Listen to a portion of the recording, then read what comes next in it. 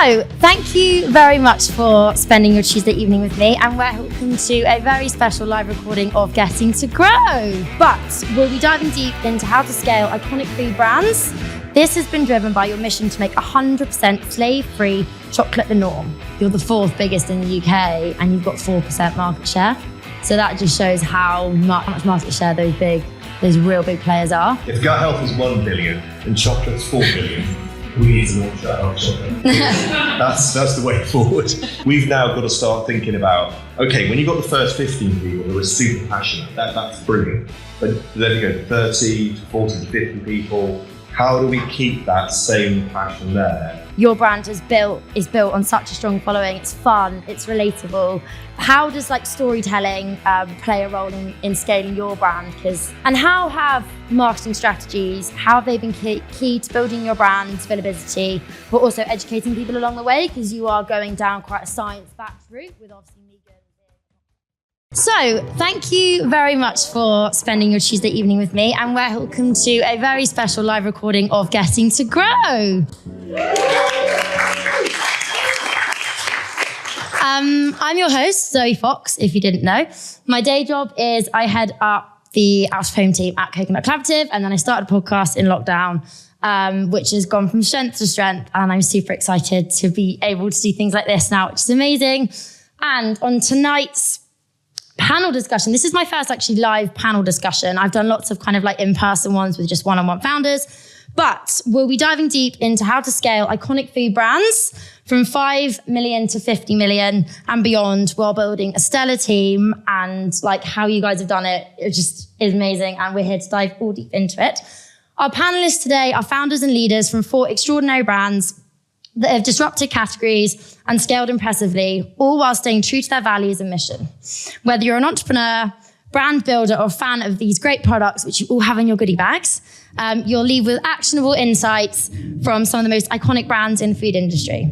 So joining us are 4 insane leaders from insane brands. They've all faced challenges of scaling fast, building high-performance teams, and staying true to their missions. They've moved from startups to absolute major players. So, we have Vlora from Tony's Chocolonely. She is the UK sales director and Ireland. For nearly 6 years, she's been growing the phenomenon that is Tony's Chocolonely, the chocolate brand on a mission to help and basically solve slave trade in the chocolate industry. Pip Murray, who is the founder of Pip Nut, the natural nut butter brand famous for its clean ingredients, delicious flavors, and launching new and innovative products, which you also have in your goodie bags. Reese's Who, once you try these, you won't go back, ever. We have John from Bio&Me, who is the founder, alongside Megan Rossi of Bio&Me, a gut health focused company helping consumers understand the importance of gut health through delicious science-backed products. And of course, Shani, my twin redhead in FMCG sales, head of sales for Perfect Head, an energy brand that's revolutionizing the plant-based energy market with its matcha-based drinks. So please can I have a round of applause for our amazing panelists.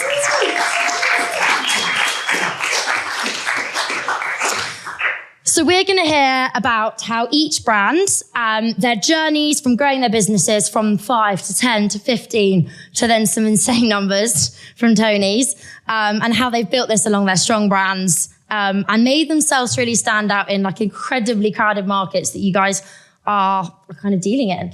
There will be time at the end for Q&A, so please get your questions ready and thinking caps on. Vlora, I'm going to start with you from Tony's, a brand which has made incredible strides with its purpose-driven approach. Scaling a brand while staying true to its core values can be a real delicate balance. So, Tony's Chocolonely generated 133 million revenue in 2022, then rose to 150 in 2023, and is about to close 2024 with 198 million. This has been driven by your mission to make 100% slave-free chocolate the norm.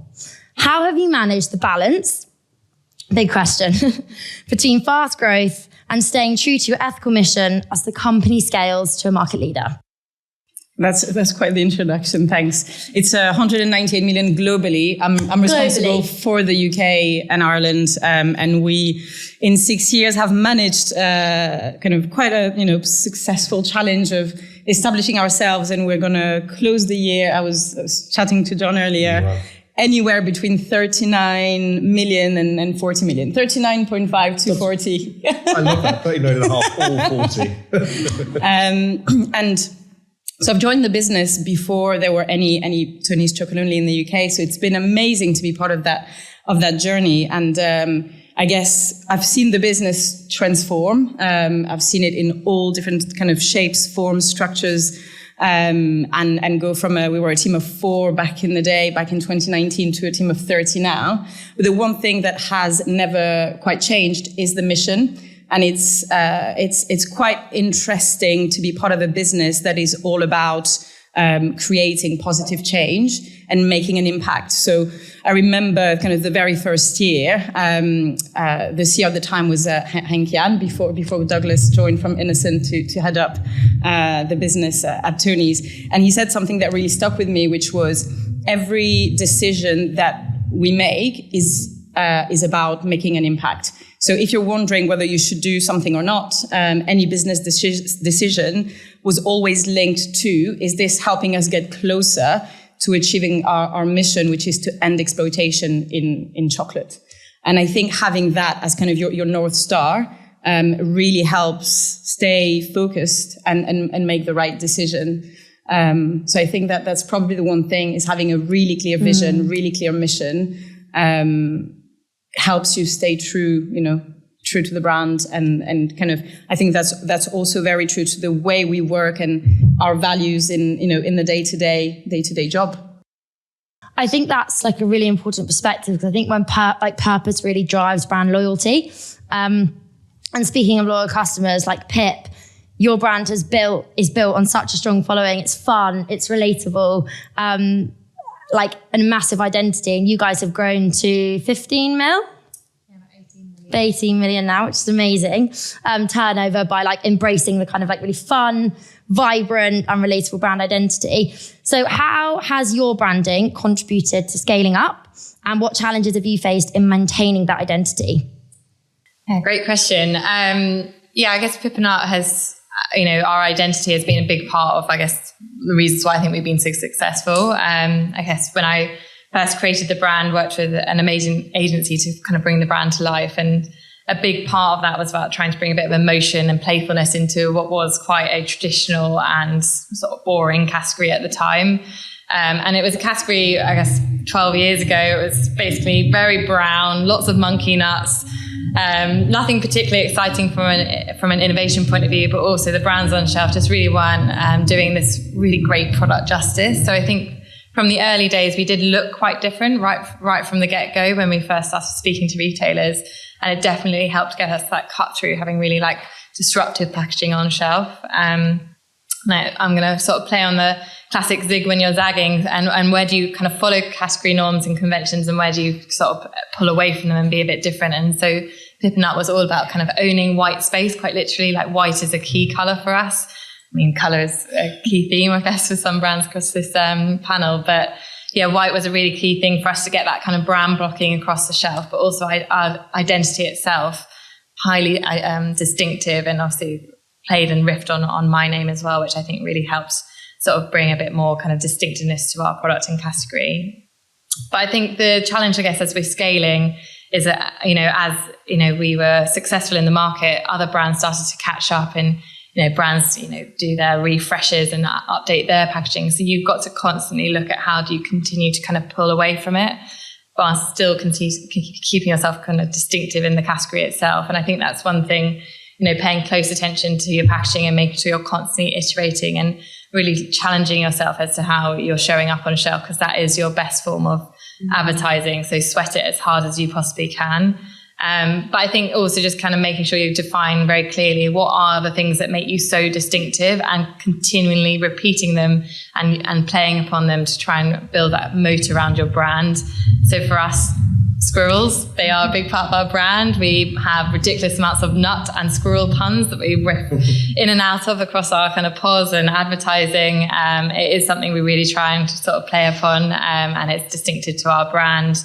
And I think our playfulness, our tone of voice is also a really big part of making sure that we kind of, again, sort of don't become wallpaper and be a bit more playful and cheeky, other brands will find that a challenge, I think, to have that kind of tone of voice. Again, really defining that and making sure you like hold tight to it, because again, as you grow, it can drift. So making sure you're really clear on, what makes you most distinctive from a visual identity point of view and from a tone of voice point of view.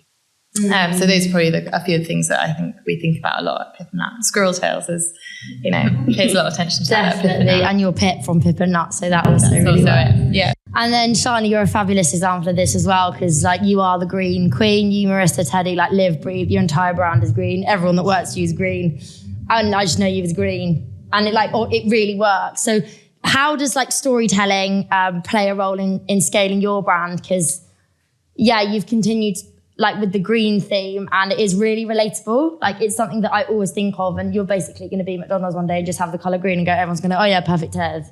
I hope so. I actually really love that you just said that Teddy is the green queen. So yeah, he is the green queen. He's totally the green queen. He is. No, storytelling has been so important to the growth of Perfect Ted.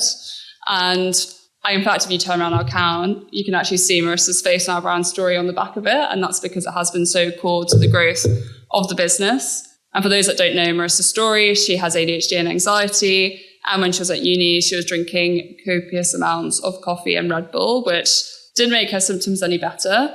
And she had jitters and crashes and made her anxiety a lot worse. And then a friend introduced her to matcha. And in her words, it quite literally changed her life. And when she came back to the UK with our other founders, Levi and Teddy, they realized that matcha wasn't really in the UK. You couldn't get a matcha latte at a coffee shop. You couldn't pick up matcha powder in the supermarket. But also there weren't that many natural energy drinks that appeal to them, but particularly appeal to women, which I'm sure is something that we can relate to. And that's when they kind of had their light bulb moment to leverage matcha as an ingredient and put it into a natural energy drink and start selling matcha powder to coffee shops. And then last year, a few of you might know that they went on Dragon's Den and had the opportunity to tell the brand story to the Dragons, and it went really well. They got all 5 offers, and we brought Stephen Bartlett on board as an investor. But I think the most interesting thing from that was that when we had all these customers come through, we received so many messages from them saying how much they resonated with Marissa's story, whether it was somebody who's a working professional that suffers with anxiety, or a parent whose child had just gone off to university and they've been diagnosed with ADHD. And in that moment, we realized that we had built this really strong community that really resonated with our story, and we were really filling a customer need. And through that, we had this brand loyalty, which has just been really integral to the growth of the brand. Yeah, I mean, you've completely, your whole storytelling piece through, like even knowing is always, you've kept that core, and that's what people know you from. Marissa, Teddy, like they live and breathe the story, but also, it really has changed their life. Like matcha does have a totally different effect to coffee. So I'm sure lots of people can relate in the room. And John, you've really successfully positioned yourself as a leader in the gut health category, doubling sales in the past year as you scale from 13 million to much greater goals with marketing strategies, etc. And how have marketing strategies, how have they been key to building your brand's visibility, but also educating people along the way? Because you are going down quite a science-backed route with obviously Megan being a doctor.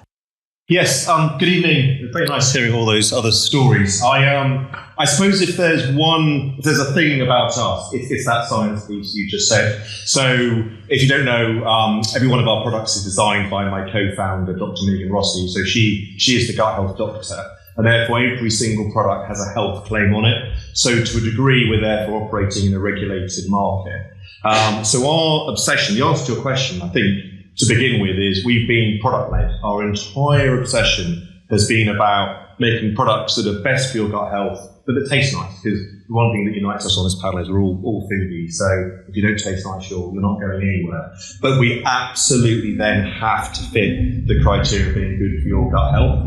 So once we've done that, and by the way, it's really not easy. So our first granola, when Megan and I first went to the kitchen to do it, it took us 42 recipes until we got the right one. It looks like you just sort of throw it all together and it somehow magically tastes like it.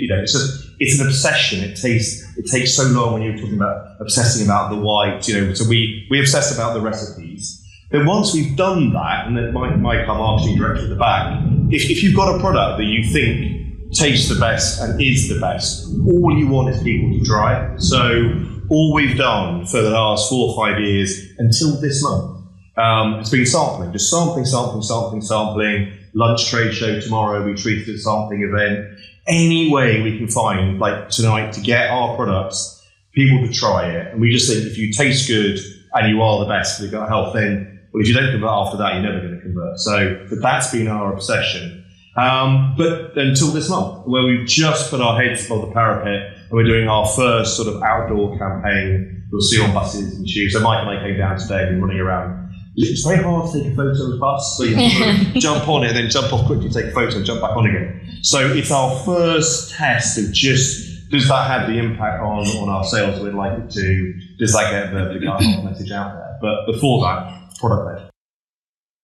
And as you've just heard, branding clearly plays such a ginormous part in scaling. But behind the scenes, there are so many supply chain challenges that also come into play as you grow. And John, I'm looking at you because being both in chilled yogurt, I can really relate to this. It's a nightmare when you've got 15 days to shift like pallets of skis. You're a bit like, gosh, you're under pressure. And then you've got the gut health benefits science if they're not kept chilled. Like there's so many things you've got to think about. So as you're like navigating more complex supply chain, especially kind of in a health-driven market, and with gut health growing so fast, how have you managed the challenges of scaling supply chain while ensuring that you stay really true to your health-backed claims? Sorry, it's me again.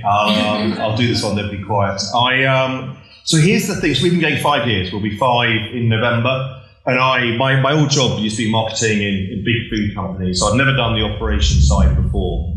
And I think the bit I've learned, and there's another talk last week, listening to Trip were there, etc. They were talking. It's all about the relationship with the co-manufacturers. So we don't make anything ourselves. We run the brand, we do the relationship with the retailers. And we have 6 co-manufacturers who make all our different products. And ultimately, once Megan's created the recipe, we've agreed the specs, etc. You're kind of putting your trust in them, and very often. As a startup, you'll be probably the smallest brand they've got. And listening to other people talk last week and then just thinking about the last 5 years, those relationships with the co-manufacturers, Pip and I share one, and we talk about the relationship. It's so important because basically you want to get them to make that best product. And if they don't care, it's going to show at the end of the day. But if they do, and they want to make the very, very best, then yeah, I think honestly that's what it's all about. Obsess about your relationship with your co-manufacturers. Yeah, that's the key. And supply chain management in such a competitive market is really key. And I'm looking at Perfect Ted because energy drinks, that's a space I probably wouldn't touch with a barge pole with the likes of the massive conglomerates that play. And you guys have managed to carve out such a niche. And with kind of, energy drinks valued at over 100 billion globally, what strategies have helped Perfect Ted carve out its niche and scale quite quickly to your revenue goal and then and upwards while staying really competitive in a £100 billion category? Yeah, that's a question.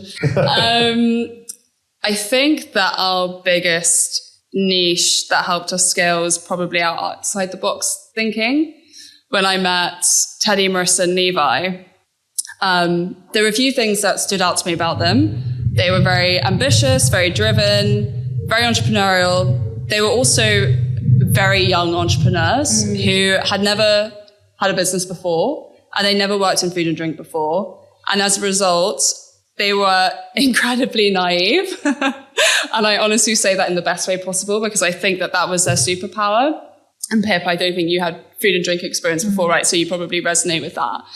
But as a result, they weren't doing the same thing that everybody else was doing in the industry. They weren't doing these sort of product-led pictures or talking about just the health benefits. They wanted to build a brand that was centered around community. And the way that they did that was by showing the people behind the brand and showing the highs and lows of building a drinks company. So our third hire was our cameraman, Mark. It's a pretty niche move, I would say. Not a lot of people would do that in a startup. But we wanted to show our customers the people behind the business and really take them on that journey. And that has worked. And that's something that Red Bull and Monster can't do. And I think that that's the niche that has helped us grow to the scale that we're at today. And slight diversion, actually, because this isn't in my questions list. But I obviously know because we've had this conversation before, but for people sitting in the room that wondering what it's like to work with like Stephen Bartlett, What's it like working with him? He's great. I mean, exactly how you think he would be. He is a visionary. He's a marketing genius. And also incredibly supportive and understands our vision, and I think gives us the freedom to run with that, and is very supportive. We now sponsor his podcast, Driver CEO. And it's been amazing. Sorry. Actually, next is you. I'm just waiting for the contract to expire. Okay. But that has been amazing for brand awareness. I think there's 30 million people that listen to his podcast. Okay, yeah, fine. I'm getting there, guys. You are. But from a brand awareness perspective, when you're in the likes of Tesco, Waitrose, Holland & Barrett, M&S, it really does help. And he does an amazing job at obviously telling the brand, but also, again, relating it to his own experience. He was also diagnosed with ADHD on his podcast. So he does have that personal experience with the brand and that buy-in, and that really goes a long way. And also he lives his life quite heavily like you guys online. Yes. So it was a really lovely connection when you went on Dragonstone, you thought media works. Yeah, I can take. And Vlora, your ethical sourcing mission adds a layer of complexity to your supply chain because you've got a lot more to think about when it comes to sourcing the right fair trade, cocoa beans, etc. What have been key challenges for you in ensuring that your entire supply chain adheres to your mission while scaling the business, and how have you managed this kind of like tension point? All right, there's two questions in that, really. There is two questions in that. So I guess to answer the first part, which is how do we ensure that the entire supply chain adheres to kind of the mission, we've got a very clear roadmap and 5 sourcing principles that we stick to, and that will be kind of full traceability. That's really important because unless you have that full traceability, you can't have accountability for your supply chain. Paying a higher price is also really important because we're trying to tackle the problem of exploitation in cocoa, and the root cause is poverty, because the big chocolate brands just don't pay enough for their cocoa. So paying a higher price that allows farmers at the very start of the value chain to earn a living income should be the bare minimum, but you'd be surprised at how little those big corporations have paid for years and years now. We then have 5-year agreements with the cooperatives that we work with, and that means they can really plan ahead, and they have this kind of this ability to reinvest in their business. We also ensure that we only work with cooperatives because together farmers are stronger. And then the last piece of that kind of 5 sourcing principles is all around ensuring kind of better practices to ensure there's kind of no deforestation, ensure better productivity as well. So giving, I guess, our partners the tools to make sure that they have kind of best in class practices on the ground. So, and it's like a cake, right? It's like a recipe for a cake. You can't take something out, otherwise the recipe is not going to quite turn out the way you want to. The cake isn't going to taste nice. So that's kind of answering the first question. And all the mission allies within Tony's Open Chain will sign up to that. And Pip is on the panel, which is quite nice. And Pip Nut has joined Tony's Open Chain this year. So we're kind of scaling at pace.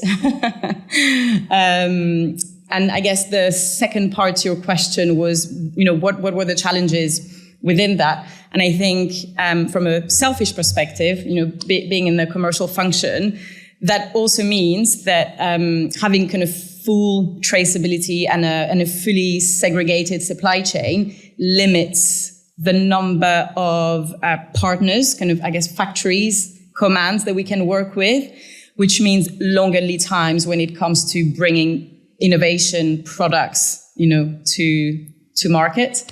And a good example was this year, our pouch range just meant that we had to find the right partner, do the testing. Everything does take a little bit longer, but we never compromise on quality. We always want to make sure that the product will taste absolutely amazing. Kind of, I guess, fewer, bigger, better.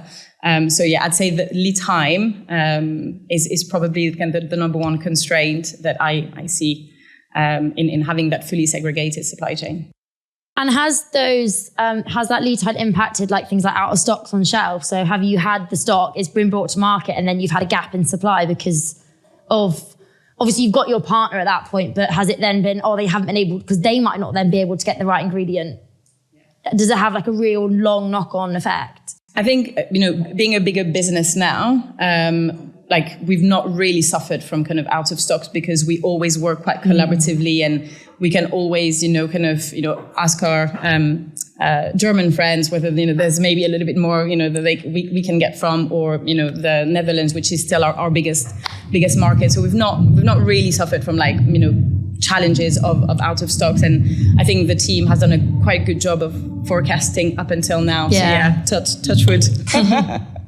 And innovation in a really crowded market is essential, but obviously also really heavily influences supply chain.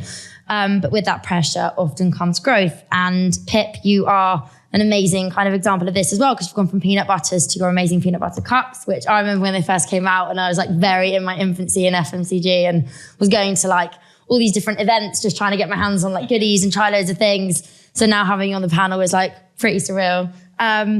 But you've grown significantly since launch, partly due to like expanding product range, but also the fact that people have really understood they're looking at back of pack. You guys what you're bringing out is way better than the likes of Skippy that have been in the market for ages. And I mean, that goes without saying.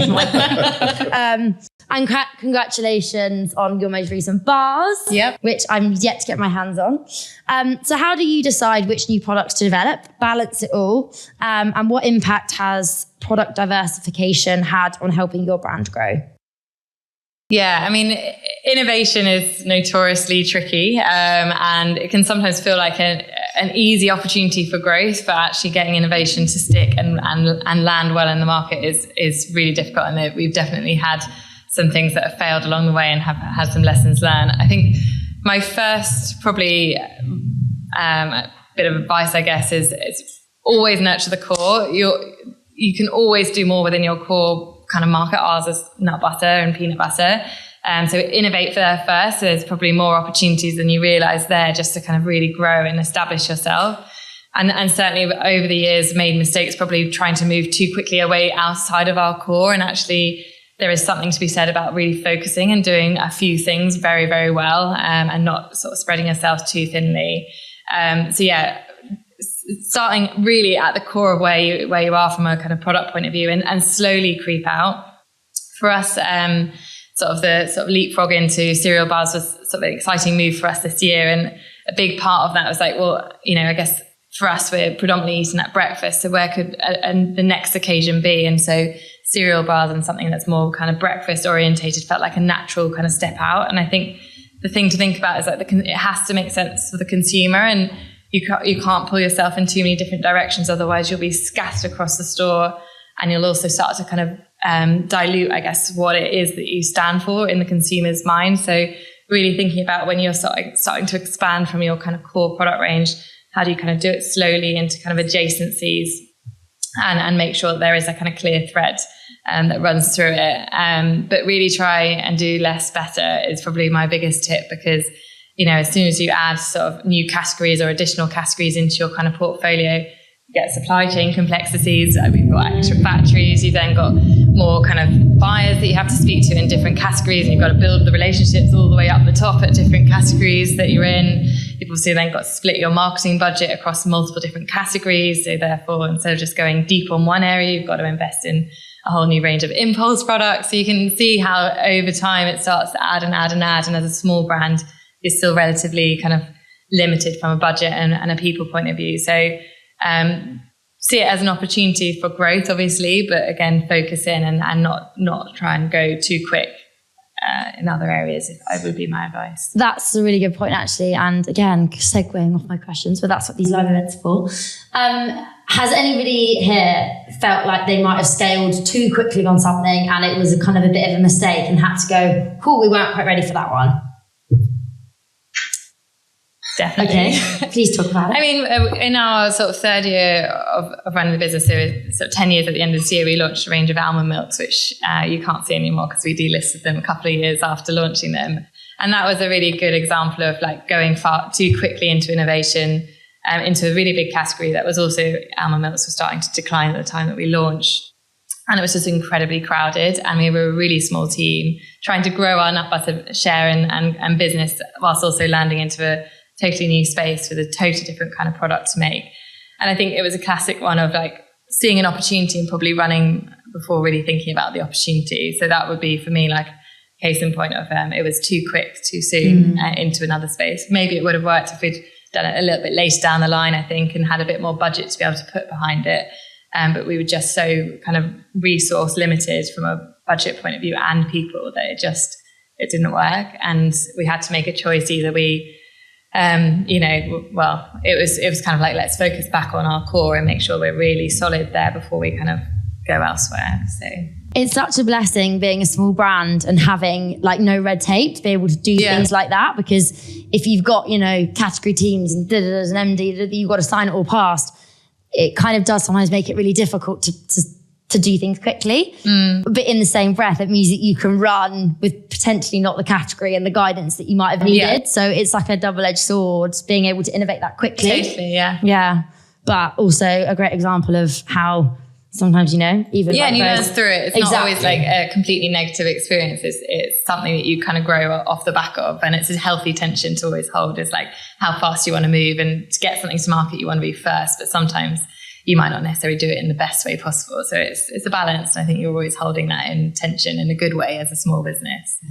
And I was going to jump in just because to reinforce your point about focus, by giving maybe a bad example, which is us, because we are in two different categories, and everything you said about the complexity of being included is true. To the degree we've almost started talking about ourselves like two different companies. So we operate in cereals, where to show the complexity difference, they have a year's shelf life. And then we operate in kefir, yogurts, and soon to be drinks. They have 28 days, and it's just it's like having two different companies.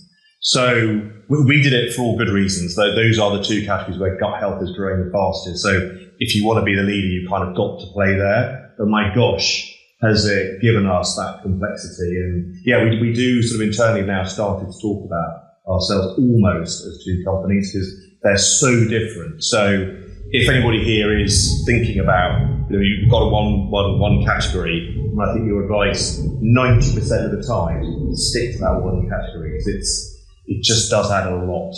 It's different hats as well because you're reading two different data sets. Like you're reading ambient cereal aisle and then you're reading chilled yogurt aisle. Well, I was having a chat with somebody earlier today. It's very hard to think about two things at the same time. Yeah. It is for an old bloke anyway. And I just having two categories, whereas our competitors will wake up and if they're just cereal or just kefir, that's all they're thinking about. So I've kind of and our team have got to think about twice the amount. So just to be as good as them, we've got to be twice as good, if that makes any sense. So, but by the way, it's working for us, so we're very happy we did it. So, but Pip's point is spot on, and I just think about it really carefully. And what you will not see us do is a third category. Two's plenty. I can relate to having two different categories. So where I work at Coconut Collaborative, I've got chilled yogurt aisle, dairy-free, and then I've got desserts, also chilled. But they are completely different categories. People that shop down the chilled yogurt aisle might not necessarily shop down desserts and vice versa. Same buyer or different buyer? As in like category buyer or like consumer buyer? Retailer buyer. No, different buyers. Different buyer. Okay. Different buyers for yogurts and desserts as well. So it's like I like kind of like separate my deck. So I do like my yogurt sale. And then I'm like, right, now on to desserts. And it is a completely different category. So yeah, it is really difficult navigating. And especially when you're growing a business and you're innovating and then you're like, oh my gosh, I've got 26 products I'm selling in. Like which SKU am I selling to which retailer today? So innovation is fantastic, but can also sometimes hold you back in terms of what you're deciding on what you're putting where. But Tony's, you've had to innovate in a very, very crowded chocolate market in a 4 billion one in the UK. What innovations, whether product-based or strategic, have helped Tony's Chocolonely stand out and achieve the scale that you guys are seeing today? You're going to hear similar themes, I think. Back to what Pip was saying, 70% of our business is still bars. So I guess iconic kind of Tony's 180-gram bars. And I think what we've done really well is focus on that kind of those fewer SKUs, make them work really hard. Make sure that you take your time. We've had a very intentional distribution strategy when we launched in the UK. You want to make sure that where you launch, you give it the time and focus to make it a success before you jump into kind of the next challenge, to build that credibility. And I think making bars work really hard. We've done quite well. We're now the fourth biggest brand in the UK. So we're bigger than Green and Blacks, which is, I think, quite exciting. That's amazing. Yeah, 4% market share. And I think kind of, nurturing that kind of, that category, making sure that you work your core as hard as possible, was, I guess, the biggest challenge, and will continue to be. But we also don't want to be just a bar brand. So we're now kind of looking into, gifting is the biggest subcategory within chocolate. So there will be big innovation coming from Tony's in a couple of years, back to that lead times. We know it's coming. It just feels like such a long way away, but we're being patient because I think it's it'll be worth the wait when it finally launches. But we're now kind of in pouches as well, in impulse. So you'll find us in the Tesco meal deal and kind of in Waitrose meal deal and Sainsbury's and so on and so forth. I think it's about doing kind of few things but really well, to build that credibility so that when you bring the next innovation to your buyers, they trust that it's going to be a success. Hopefully that answers the question. What's also crazy about it does massively. What's also crazy about what you said is that you're the fourth biggest in the UK and you've got 4% market share. So that just shows how much how much market share those real big players are. What is number one? Cadbury? Yeah. Yeah, okay, fine. I did think so, but I was like, I don't want to. And John, you must have you've had to evolve really rapidly to support the growth, especially as, again, in a specialised kind of health-focused field, which has recently been valued at 1 billion in the UK gut health. How do you ensure that the right people are scaling your ambitions? And what qualities do you prioritise in hiring? Because I think hiring is really key to scaling and innovating. You need teams to do this. But hiring the right people that have the same value for your brand and really want to grow on that mission with you can be really difficult. So what are kind of the key things you look for in people when hiring? Just thinking up a new innovation strategy, actually, because if gut health is 1 billion and chocolate's 4 billion, we need to launch gut health chocolate. That's the way forward. So, this is interesting. You can tell if I'm going to tell the truth or not, because 3 members of the team are actually here. So Pip, Lydia and Mike, so talk to them afterwards. But I'm worried the first part of the answer might sound a bit complacent, but I think we spoke about purpose and purpose. Our purpose is all about improving people's gut health, and the way we do that is by making really tasty products that are better for gut health. Why would you join that team if you weren't just really, really into it? It's the same, with B Corp, and I feel all the people, there's 15 of us so far, we're just really into that, and therefore I almost don't need to do anything up until this stage because everybody's just so into it that they're sort of self-defining.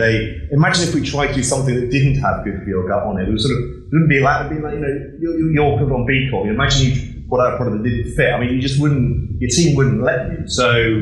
So what I think is interesting, and where actually I'm a bit in admiration of particularly Pip Nut, is we've got to 15 people. You're at about, I think, 30 now. So, and that's double the size. I mean, you said you were 200 or 300. We've now got to start thinking about, okay, when you've got the first 15 people who are super passionate, that's brilliant. But then you go to 30 to 40 to 50 people. How do we keep that same passion there? And I don't have the answer, by the way, but I think my job over the next few years, of having done all you have to do barcodes and just make everything work, now it's growing the team to keep, how do we get people if we ever get to 50, how are they going to be as passionate about gut health as the 15 people we've got now? That I think needs to be my obsession for the next few years. You start WhatsApp group of your best like purchasers and then be like, hey, we're hiring, who's keen? Well, yeah, I mean, you were talking about community earlier. Mike and I were talking about community on the train on the way down. Yeah, just getting the most enthusiastic people in. Yeah. It's not a bad hiring. You've done it, haven't you? We have done that. Yeah. Or a WhatsApp group and then hired from it. No, but LinkedIn. I think for us, like obviously it's incredibly unique the way that the brand has been built because we've have a cameraman and we filmed everything in the office. And as a result, we've had a lot of people apply to the brand or reach out saying they want to work for us because they see the culture that we put out. They see our values. They also see individual team members. We're looking at 2 right now, Liv and Al. That's been quite a different experience, I think, that most brands have. And it's worked out really well for us so far. So you have a very energetic team. We do. How do you... Yeah, I've answered my own question. I was going to say, how do you constantly hire like Duracell bunnies? But I guess they're watching from behind the scenes and thinking, I'm going to join that and I want to be part of it. Yeah, I think to give a bit of a cop-out answer, I don't think you can teach energy. No. I think you either have it or you don't. And yeah, it has to be innately in you. And we're very fortunate that the team that we do have, they are like that. But again, I think it's because they've seen what we put out there and that aligns with them, that resonates with them. They are aligned with our culture, they're aligned with our values, and that's so important. Before I worked in food and drink, I worked in financial services for 7 years, and I know what it feels like to not be aligned from a culture and a values perspective. I know a lot of people, but hopefully not in this room because food and drink is an amazing industry, but a lot of people have probably felt that way. And so it is such a blessing to wake up every day and feel like I'm really aligned with like our mission, our culture and our values. And I hope that everyone in our team feels that way. I think they do. And also like all the brands in front of me here, like you're not taking yourselves too seriously. And I think that's also really fun and it makes you want to work for the brands because you know you're going to go in and there's going to be fun things going on in the office and you're going to make it a community. And I can speak from TCC. I've been there, 6 years now. And it's such a family. And it's just really hard to tear away from that when you are part of such a community for a brand that you work for, which I think plays like a big role in hiring. And team culture and values, as we've spoken about, are really crucial to success. And going back to Tony's, your team has grown significantly to obviously your 300 employees and like globally. How do you maintain that culture where each new hire is aligned with the mission? To create kind of obviously the slave-free chocolate that you guys do? And how has this focus on values contributed with your ability to scale? Have you found that hiring process has been quite difficult? Yeah, I think the hiring process is incredibly important. And I think we've done that quite well in the UK. So we're now 30. The original, we call ourselves the basement 4 because when we started, we had an office in a basement and it was just like a round table, a printer on the floor. And it was very much like you do it all, you kind of package things up and you run to the post office, you come back and we're doing a trade show on a Monday and then you can, 3 meetings in a day. It was just kind of a wild, but great journey. And I was listening to a podcast, which I'm not going to name, but we know which one. And it was the co-founder of Netflix who was talking about how your first 10 employees will set the tone and will be the culture. And everything then filters down from that. And I was listening to that podcast this week, and that really clicked with me because thinking back to kind of that at Tony's, it is so true. And you kind of maintain, certain things. Like, for example, we always bake for someone else's birthday. Oh, yeah, that's that, we've maintained that from 4 to now 30. And I think there's something just like really caring. The importance of the hiring is making sure that people want to join for the right reasons. And obviously the relevant experience is also important. And then the second thing is sometimes you won't get the hiring right. And, it happens. And it's about being super clear and transparent, from day one with people that join the business about what success looks like for them and for us. And just being really kind of honest about that throughout. So that if things don't work out, which sometimes will happen, it's done in a very caring, honest and transparent way, to make a decision, together, like, is this working for you? Is this working for us? And if it's not, to have kind of an adult, honest, open conversation about it. Because you don't want to let, things, I guess, fester and not work out for too long. It becomes so hard when you do that. Yeah. Definitely. And Pip, you've got a really close-knit team as well. All you squirrels up there. What kind of strategies have you got in place? Anything different to the guys that have spoken about that you're doing differently? Or what do you say has like been really key in terms of your hiring process? Yeah, I mean, it's the age-old thing, isn't it? Culture eats strategy for breakfast. So it's not what you do, it's the way you go about doing it. It's the most important thing in your business are the people that are helping you deliver what it is, the vision for the brand. So yeah, it comes first and foremost. I think the only thing I'd probably build is just keeping that openness of feedback constantly across the business, especially as you grow. As you go from a team of 2, 3, 4, you're just around a table, everything just flows by osmosis. It's very relatively easy from a comms point of view, and 30 is not exactly a massive business, but it's still different from those early days where you just have a quick chat and things get done. So some of the things they're not mind blowing, but just making sure there's a constant flow of feedback. So whether it's through engagement surveys, every 2 weeks I go and have a coffee with someone in my team and I'm getting around the whole team by the end of the year. So I get that feedback. I ask the same 3 questions to everyone in the team when I go for those coffees, just to get a bit of a feel and sense check across the business of what's going on. And I think the more open you are to kind of having open conversations across the team and taking ideas from anyone, doesn't matter what your department is, it creates a much more collaborative, exciting and just, I think, supportive culture. So I think it's really not about all the perks. Obviously, it's nice to have like free breakfast in the morning and all that stuff. Like that's great, but it is like the smaller things and I think really being available and open is probably my biggest tip. I think in terms of as you scale and grow, and not forgetting about that. And everybody really wants to feel part of a team. I think it's really important that you don't want to go into work and feel really isolated from your team. You want to make sure that you are on the clear same vision and mission. So I think that constant circle of feedback is really important. And you're right, like culture does really trickle down, and how your founders and the heads of acting really does set the tone. And I think especially with COVID hitting and people working from home and having to navigate, are you coming in today? Or I've got doctor's appointment.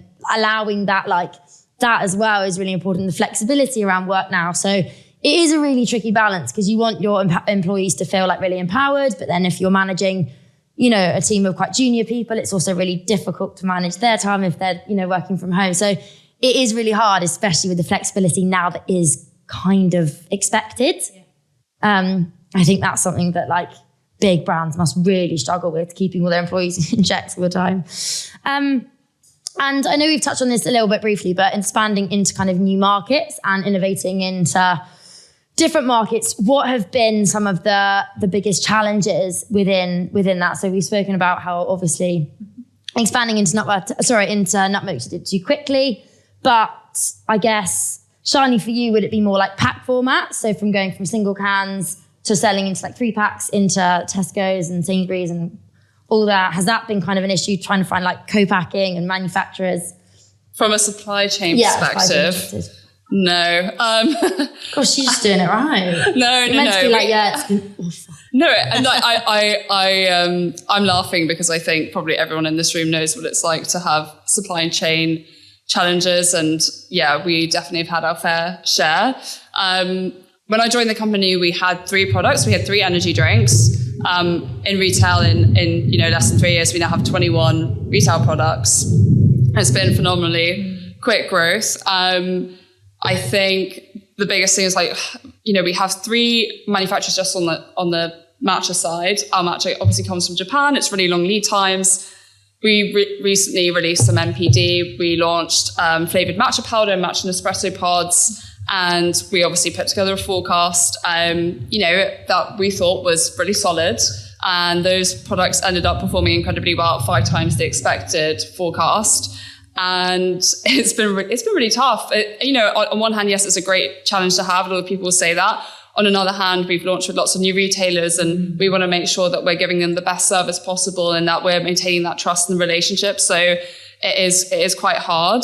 But I think the biggest lesson that I've learned personally is just to have phenomenal communication between your sales and your operations team, and make sure that they're really clear on what NPD you're pitching, what's the base rate of sale, what's the promotional rate of sale, what's the initial stock fill, and making sure that you have processes in place that can grow with you as you scale, because the last thing you want is to be getting a lot of momentum and then you're dedicating human resource to try and put processes in place to make it work.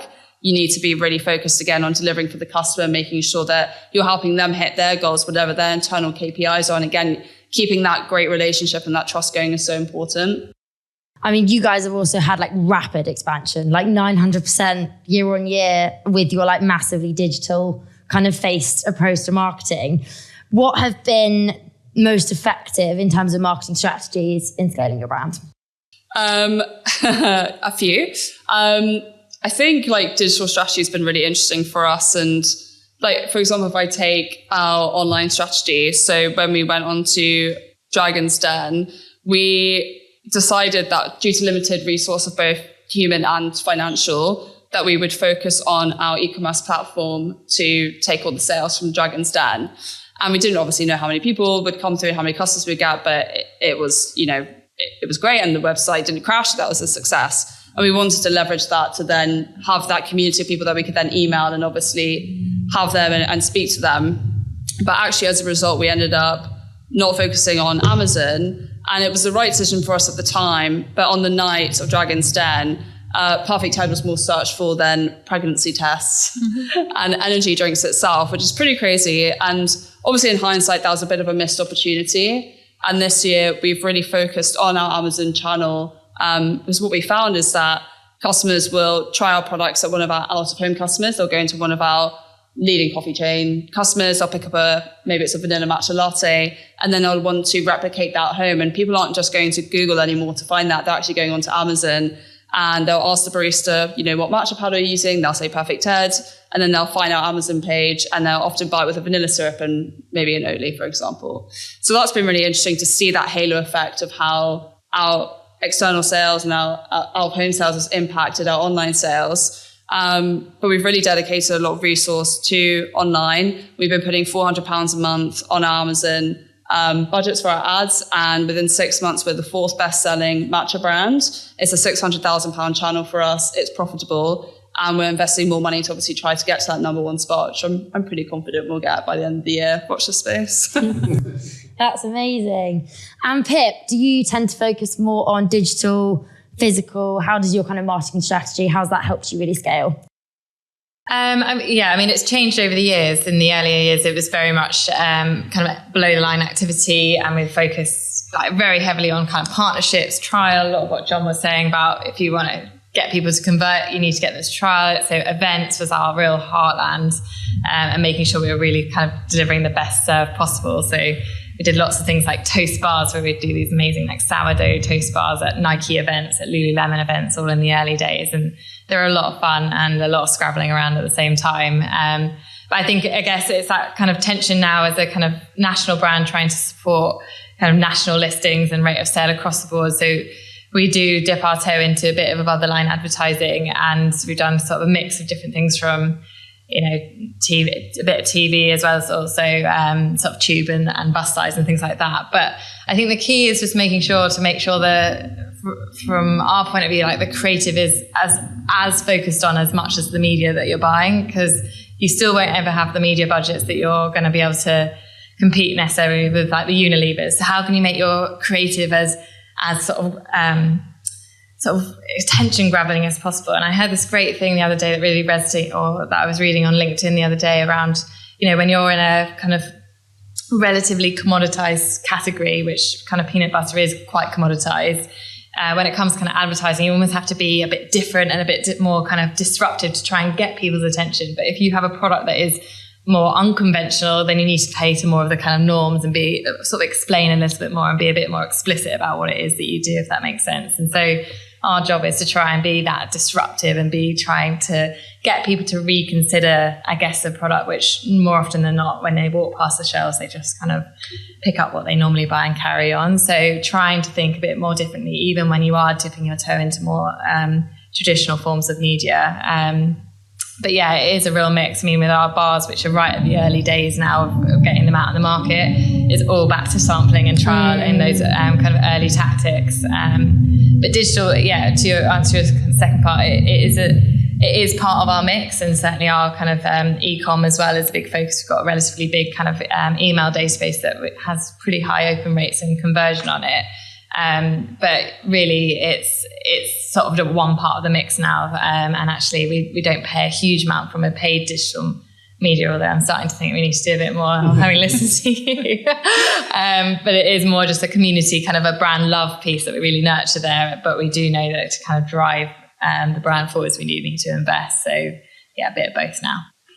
And Vlora, how are you making Tony's known in, I mean, a category where Cadbury's is just green? I'm thinking is purple and just everywhere.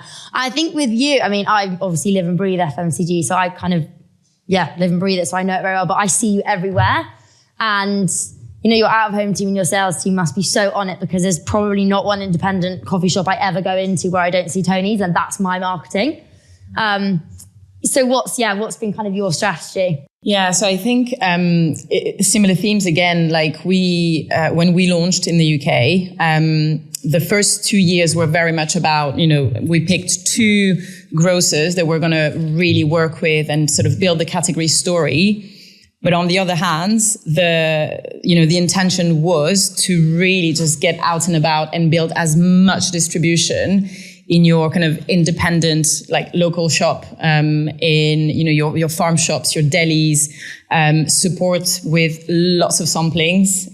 We've always been very generous with our product, because we've always believed that, you know, if your product tastes good, people will come back for it. And so our bar is our best marketing tool. It tells the story. The reason the bar is unequally divided is because it's a representation of the chocolate industry, which is unequal. You've got farmers living in, you know, well below the poverty line on one hand, and then you've got, you know, a handful of chocolate brands that make billions of profits. So we've got our manifesto that's printed inside the wrapper, and so very much, you know, being generous with our product, making sure that we just sample as much, you know, as we can, was kind of, a combination of those 2 things, I guess, you know, kind of build the distribution, the availability, but also be generous with the product so people could try and kind of, you know, come back to it and you know, and keep buying. And again, now, you know, within food service, we've had lots of success this year. The food service team has done an amazing job building distribution. I was sharing with some of the guys earlier, you know, the likes of LW Theatres and, you know, Royal Albert Hall. You know, you can find us in lots of coffee chains and independent coffee shops. So really nurturing those relationships, making sure that everywhere you go, you kind of, you know, you can, you know, notice the red bar. Yeah. Definitely. Now that we've explored like all of your incredible journeys of how your brands have kind of scaled, I'd like to shift the focus a little bit to the future. So John, as the UK's fastest growing gut health brand, Bio&Me has tapped into increasing customer demand for functional foods. What trends are you seeing in this space, and how do you plan to leverage your kind of presence and expand? And I heard you talking about your drinks. Oh yes, we count them as kefir. So I suppose I'm going to go back to the conversation Pip and I were having earlier about sort of focus. We're focusing on 2 areas, and in terms of trends, we're going to stay focused on those 2 areas, because we're very lucky. That's where the gut health market is really growing fastest. There are other categories we could go into, kombucha, Momo earlier, etc. There's lots of places we could go, but we just need to win in those 2. Because right now they're just growing so fast. And there's a lot of people out there talking about gut health education. Tim Speck earlier? Yeah. Just, you know, Megan, Tim Speck, everybody out there. The more noise, the more talk there is about gut education, it's just driving the market, which is fantastic. So we're going to stay focused on those two. as you've given me the opportunity to plug, at the moment we're in Cafe Yogurts. In a week's time, we will be in Cafe Drinks. So if you're a Sainsbury's shopper, there's a couple of hundred very select stores we'll be in. First production is on Thursday this week. Keep your fingers crossed. And Perfect Head, the energy drink market is obviously, as we've spoken about, very competitive, yet you guys have carved out such a unique space. And with your recent extra 1 million from Stephen Bartlett into Perfect Head, and your really rapid retail expansion, how do you see the trends in energy drinks going? Do you see the likes of Red Bull kind of competing and having a look and thinking, oh, this brand's making waves, how are we gonna stay on top? Hopefully. I think consumers are more conscious than before about what they're putting into their body. Previously you would drink a Red Bull or Coca-Cola to get your caffeine or your energy source, but I think consumers today are obviously focused on physical health, but also mental health. That's been a big part of our brand, as I said about Marissa's story, about having ADHD and anxiety and having that neurodiverse story from Marissa. There are a lot of people who can't tolerate caffeine from traditional energy sources, and we're really winning in that space. The way that we think about the energy market, we think about it in 3 waves. So the first was with the likes of Red Bull and Monster, who were just providing energy at any cost. And then the second wave was the same type of energy, but in a natural format. The third wave, which is the wave that we're leading, is functional energy. So, customers today, they do expect that their products are going to be natural, but they want more from their products than ever before. That's why, our brand is a functional energy brand that gives you longer lasting energy and better focus. And I think that you just need to kind of look at the data to show that is clear that we're winning in that space. We're the UK's fastest growing energy drink, but we also contributed 51% of the natural energy drink growth out of 23 brands. So I think that shows that we're clearly filling a need that consumers want and leading that movement, which we're very proud of. Yeah, whoa, amazing. I think you guys are on something really cool and I'm excited to see it all pan out in the future. And Pip and Nut, have we spoken about Pip Nut? Have you spoken about back of pack, and you guys are literally peanuts and sea salt, and then you're added. I loved your maple one. Oh, I know. I used to drink it. It was so good. I didn't really, but it was my fave. It was so delicious. How do you see the peanut butter category evolving? I know there's been some players that have entered that weren't there when you kind of pioneered it. What's coming? What do you see coming? Yeah, it's exciting actually. We were looking at some data in the last week or so where we were looking at kind of the percentage of sales from brands that contain palm oil and percentage of brand share of the category that doesn't contain palm oil. So when I started the business, a big driver for launching the brand was because nearly every single product that I could find in supermarkets had palm oil in from a peanut butter point of view. And I was like, this just doesn't need to be in there. It's a natural product. You just need 2 ingredients, peanuts and sea salt, and it will taste amazing. And it was so when the brands launched, the category was 60% of the products that you could find were predominantly made with palm oil. Now, or actually more than that, so it's about 70%. Whereas now it's now tipped into more sales are going through products that don't contain palm oil than those that do. So it's been a shift over the last few years of more and more consumers accepting a natural product that doesn't add extra shit in there that you don't need. And I find that really exciting just generally as you see these sort of changes in behaviours, that actually something when I first was pitching the brand to investors before I launched the business, I remember a lot of people people just won't eat this. It's, got a bit of oil on the top, you'll have to stir it in if consumers won't accept something that's not stabilized with palm oil and other things. So it's really great to see actually more consumers over time accepting things that are more natural. And I think it comes back to your point of it's a piece on health, but it's also a piece on sustainability. So I hope that momentum continues. And obviously Pip Nut is a big part of the reason why that has been a shift in I guess the norm in this particular category. And so I guess our job is to continue to do that in other spaces now. Same goes for cereal bars. Every single bar, look on the back of pack, what's in there? Palm oil or loads of other ingredients. So I think for me, it's just trying to get back to kind of more real ingredients, more natural products, something that you would find in your kitchen. And I hope that brands all around us that sitting around the table will kind of drive that momentum forwards in every category, because I think that's consumers ultimately deserve that. Definitely. And I think with ultra processed food being such a trend, it's definitely not going anywhere, especially with the documentaries on Netflix coming out. Every week there's a new one about food and how it affects your health and your gut and etc. So yeah, massively. I'd like to go around to each panelist to give one piece of advice to any entrepreneur, anyone thinking of starting their own brand, anyone that's 3 years into their own brand, of one piece of advice that you would give to them that you wish you'd known before you started or before you took the job at Perfect Head and became head of sales, that kind of thing. What is it that you would want to tell someone? It was all in show notes, guys, so you should have your answers for it. I can go first. Go on then. My piece of advice would be just to start. I have had a couple of businesses, but I've also worked with a lot of entrepreneurs now. And I think a lot of people will think that some people have more confidence than the others. But I think the biggest thing I've learned is we all have the same insecurities and the same fear. The difference is that you feel the fear and you do it anyway. And if anyone's in this room thinking, do I, don't I promise you, do it. It will be the best thing you ever do.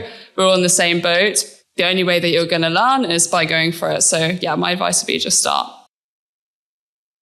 Mine would be, I guess, maybe for those a bit further along in the journey, figuring out, what your role is in the business is maybe something that I've been thinking about a lot over the last couple of years. But it's to focus on the things as the founder of the business of, what only you can do and what you can do the best, and then build a team around you that can also help support those things that maybe are less your specialism, and really kind of own the things that you are brilliant at and embrace them, rather than worrying about the things that maybe aren't your kind of area of expertise, because no one person will be good at everything. So yeah, that would be mine. And have some fun along the way. I think it's a really, really tough thing to do, but I think you do a great job of documenting it and making sure that you really do remember that it's such a privilege to have a brand or be part of a scaling brand that's doing incredible things. So yeah, just don't forget that, because it is enjoy the journey. Everyone says that, but really do.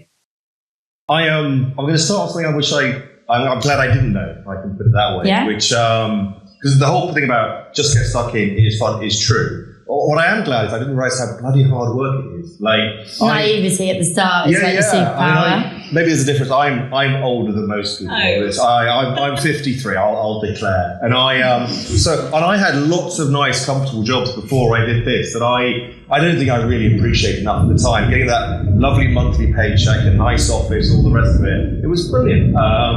But I've worked so much harder in the last 5 years. I have had more fun. I'm very glad I just gave it a go. But I do slightly get annoyed with the LinkedIn world of because we only ever share good news. We all try and make it look effortlessly easy. Mm-hmm. Actually, maybe you're a bit more worse than that. But actually, just if you are going to give it a go, just know it's bloody hard work. You will get there. Persistence is a wonderful thing, but please don't think it's easy, because it's not. And I think I thought it was much easier than it actually would be. If I was to flip it around and give one tip, I think one thing I learned when you start, because I had worked at Procter & Gamble and Nestle and places like that before, is when it was just Megan and me, it was our reputation, it's our names that, I spoke about co-manufacturers earlier. Our first co-manufacturer, he took such a risk. He dedicated 6 months of his life. He went about £70,000 in debt for us. And he did that because of Megan and me. And I hadn't thinking about it afterwards, when I asked him, what could we do to be the best customer? His answer was, pay your bills on time. I know, and it's such a small, but actually to him, that was everything, because then we were reliable, etc. So I just think about your own reputation and pay your bills on time, basically. Yeah, there you go. Themes again, but when I'm listening to others talk, I think when I look back to my journey, I remember when I was interviewing for Tony's, and I received a call from a recruiter who was telling me about this Dutch brand looking to launch chocolate in the UK. I was thinking to myself, okay, you've got Cadbury's and Mars, who are very much, British, very much established, well-loved brand. And I started chatting to friends, family, people in the industry, someone who's also in the room. And I was, asking for advice, should I not? Is this crazy? The room was split. Some were like, you're mad, you're never going to crack chocolate in the UK. The UK is the home of Mars and Cadbury's, never going to work. And others were like, you're clearly trying to get me to say, go for it when you've already made the decision you are going to do it. So just trust yourself, go for it. Gut feel is so important. And I think there's, one element of the answer is, trust your gut feel. Like often it will be right. Then if I had to, not a founder, but if I had to share maybe one advice, it would be to allow yourself to take risks and to fail. And I think sometimes we're paralyzed by the idea of failing.